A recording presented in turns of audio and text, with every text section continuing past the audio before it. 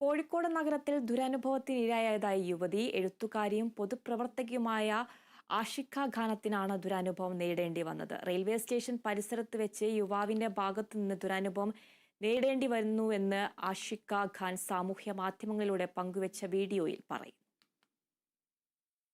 ഇന്നലെ എറണാകുളത്ത് നിന്നൊരു പരിപാടി കഴിഞ്ഞിട്ട് പുലർച്ചെ 5:30 മണിയോടെ കോഴിക്കോട് റെയിൽവേ സ്റ്റേഷനിൽ വന്നിറങ്ങുന്നുണ്ടായി. രാവിലെ 9 മണിക്ക് എനിക്ക് ഓഫീസിലെത്തേണ്ടതുണ്ട്. ട്രാവലിംഗിലായതുകൊണ്ട് ഉറക്കം ശരിയായിട്ടില്ല. അപ്പോൾ ഉറക്കമൊന്നും ശരിയാണെങ്കിൽ നേരത്തെ റൂമിലെത്തൽ ആവശ്യമാണ്. ഞാൻ വളരെ ഫെമിലിയർ ആയിട്ടുള്ള റൂട്ടാണ് വരാനുള്ളത്. അതുകൊണ്ടാണ് 5:30 മണി ഒരു നേരം വെളുത്ത് തുടങ്ങുന്ന സമയമാണല്ലോ എന്നുള്ളത് പ്രശ്നമാക്കാതെ റെയിൽവേ സ്റ്റേഷനിൽ നിന്ന് ഇറങ്ങുന്നത്. അങ്ങനെ SM സ്ട്രീറ്റ് ക്രോസ് ചെയ്തിട്ട് LICയുടെ ഭാഗത്തെത്തി. ഈ LICയുടെ ഭാഗത്തെത്തിയ സമയത്ത് ഒരു ബൈക്കിൽ ഒരുത്തൻ വന്നിട്ട് എൻ്റെ അടുത്ത് ചോദിച്ചു, എത്തിയോ എന്ന് ചോദിച്ചു. ഒരു ഡബിൾ മീനിങ് ഉള്ള ചോദ്യം. ആ ചോദ്യത്തിലാണ് ഞാൻ എന്തെന്നുള്ള രൂപത്തിൽ ഒന്ന് ചൂടാവുന്ന രൂപത്തിൽ ഞാൻ മറുപടി കൊടുത്ത്. ആ സമയത്ത് ഫോണിൽ എൻ്റെ ഉപ്പ കണക്റ്റഡ് ആണ്. അപ്പോൾ ഉപ്പ എന്താ പ്രശ്നം എന്ന് ചോദിക്കുന്നുണ്ട്. അതിൽ എന്നിട്ട് ഞാൻ ഇങ്ങനെ ചൂടായ സമയത്ത് ഇവൻ പോയി. അപ്പോൾ ഫോണിൽ ഞാൻ ജസ്റ്റ് വെറുതെ നടക്കില്ലെന്ന് കരുതി ഉപ്പനെ വിളിച്ചിരുന്നു. ബട്ട് ആള് ഫോണിൽ കണക്റ്റഡ് ആണ്. ഉപ്പ ഇങ്ങനെ പറയുന്നുണ്ട്, നേരം വെളുത്തിട്ടില്ല, ശരിക്കും ആ ഒരു ഓർമ്മ വേണം, വെറുതെ ചൂടാവാൻ നിൽക്കേണ്ട, വെറുതെ പ്രശ്നം ഉണ്ടാക്കല്ലേ, സേഫായിട്ടിരിക്കുന്നു ഇങ്ങനെ പറഞ്ഞുകൊണ്ടിരിക്കുന്നുണ്ട്. എൻ്റെ മൈൻഡിൽ എന്താ കോഴിക്കോടാണ് സേഫ് ആണ് എന്നുള്ളൊരു തോന്നലാണ്. ആ സേഫ്റ്റി ഞാൻ ഇന്ന് ശരിക്കും കണ്ടു എന്നുള്ളതാണ്.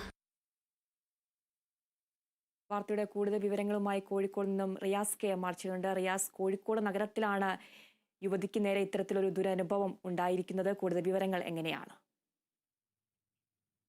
അതിന് വളരെയധികം ദൗർഭാഗ്യകരം എന്ന് തന്നെ പറയാം. കാരണം രാജ്യത്തെ ഏറ്റവും 10 സുരക്ഷിത നഗരങ്ങളിലൊന്നായി കോഴിക്കോടിനെ തിരഞ്ഞെടുത്ത വാർത്ത നമ്മൾ കഴിഞ്ഞ വർഷം വളരെ അഭിമാനത്തോടു കൂടി നൽകിയതാണ്. അവിടെയാണ് നമുക്ക് ഈ യുവതിക്കുണ്ടായ അനുഭവം. ആഷിഖ ഖാനം എന്ന് പറയുന്ന വിദ്യാർത്ഥി രാഷ്ട്രീയ പ്രവർത്തകയായ പെൺകുട്ടിക്ക്, എഴുത്തുകാരിയായ പെൺകുട്ടിക്കുണ്ടായ ഒരു ദുരനുഭവം. അതും പുലർച്ചെ 5:30 ശേഷമാണ് ഇത്തരത്തിലൊരു അനുഭവം ഉണ്ടാകുന്നത്. അവർ അതും വെളിപ്പെടുത്തി അവർ ഇൻസ്റ്റഗ്രാമിൽ അവരുടെ സോഷ്യൽ മീഡിയയിലൂടെ, സമൂഹ മാധ്യമങ്ങളിലൂടെ അവർ രംഗത്ത് വരുന്ന ഒരു സാഹചര്യമായിരുന്നു ഉള്ളത്.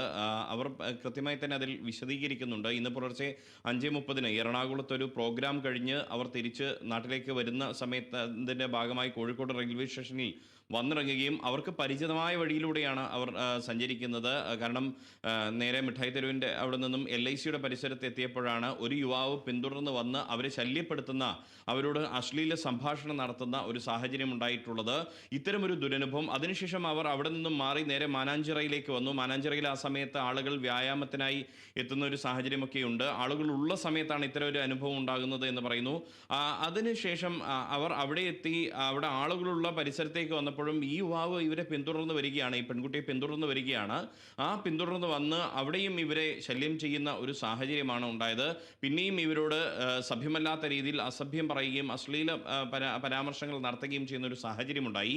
ആ പെൺകുട്ടി ഭയന്നു പോയി എന്നുള്ളതാണ്, ആ യുവതി ഭയന്നു പോയി എന്നുള്ളതാണ് അവരുടെ വാക്കുകളിൽ നിന്നും വ്യക്തമാകുന്നത്. അവരുടെ പിതാവ് അപ്പോൾ ഫോണിൻ്റെ മറുതലയ്ക്ക് ഉണ്ടായിരുന്നു. ആ പിതാവ് അവർക്ക് ധൈര്യം പകർന്നു നൽകി എന്നുള്ളതാണ്.